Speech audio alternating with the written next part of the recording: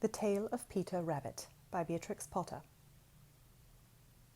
Once upon a time, there were 4 little rabbits, and their names were Flopsy, Mopsy, Cottontail, and Peter. They lived with their mother in a sandbank underneath the root of a very big fir tree. "Now, my dears," said old Mrs. Rabbit one morning, "you may go into the fields or down the lane, but don't go into Mr. McGregor's garden. Your father had an accident there. He was put in a pie by Mrs. McGregor. Now run along and don't get into any mischief. I am going out." Then old Mrs. Rabbit took a basket and her umbrella and went through the wood to the baker's. She bought a loaf of brown bread and 5 currant buns. Flopsy, Mopsy, and Cottontail, who were good little bunnies, went down the lane to gather blackberries. But Peter, who was very naughty, ran straight away to Mr. McGregor's garden and squeezed under the gate. First he ate some lettuces and some French beans, and then he ate some radishes. And then, feeling rather sick, he went to look for some parsley. But round the end of a cucumber frame, whom should he meet but Mr. McGregor? Mr. McGregor was on his hands and knees planting out young cabbages, but he jumped up and ran after Peter, waving a rake and calling out, "Stop, thief!" Peter was most dreadfully frightened. He rushed all over the garden, for he had forgotten the way back to the gate. He lost one of his shoes among the cabbages, and the other shoe amongst the potatoes. After losing them, he ran on all 4s, and went faster, so that I think he might have got away altogether, if he had not unfortunately run into a gooseberry net, and got caught by the large buttons on his jacket. It was a blue jacket with brass buttons, quite new.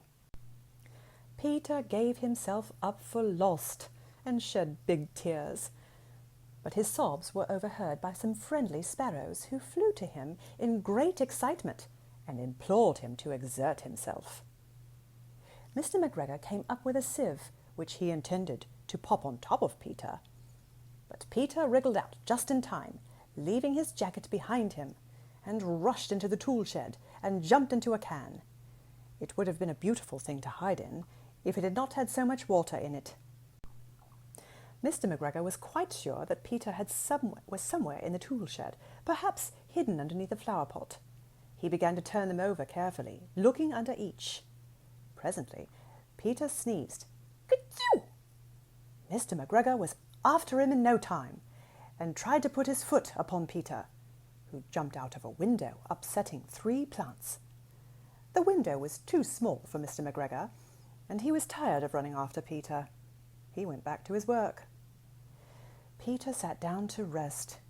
He was out of breath and trembling with fright, and he had not the least idea which way to go. Also, he was very damp with sitting in that can. After a time, he began to wander about, going lippity, lippity, not very fast, and looking all around. He found a door in a wall, but it was locked, and there was no room for a fat little rabbit to squeeze underneath.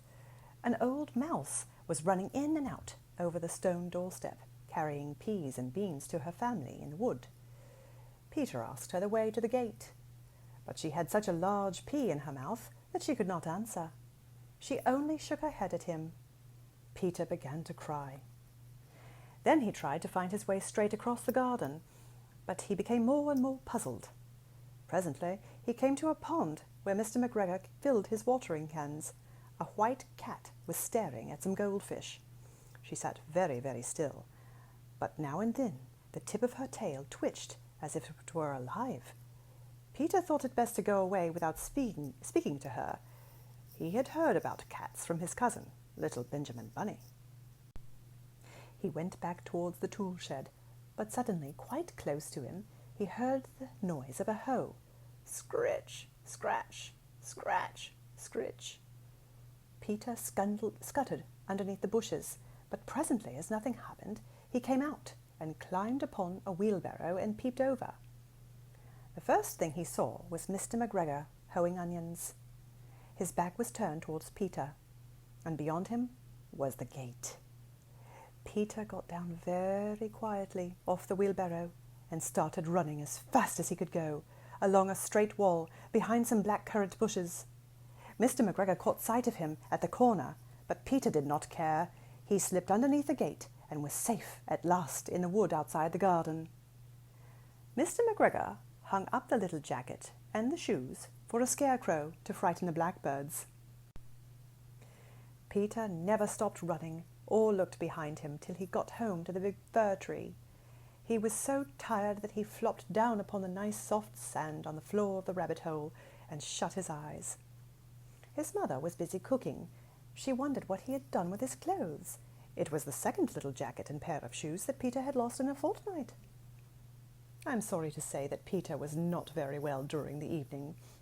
His mother put him to bed and made some chamomile tea, and she gave a dose of it to Peter, 1 tablespoonful to be taken at bedtime. But Flopsy, Mopsy, and Cottontail had bread and milk and blackberries for supper.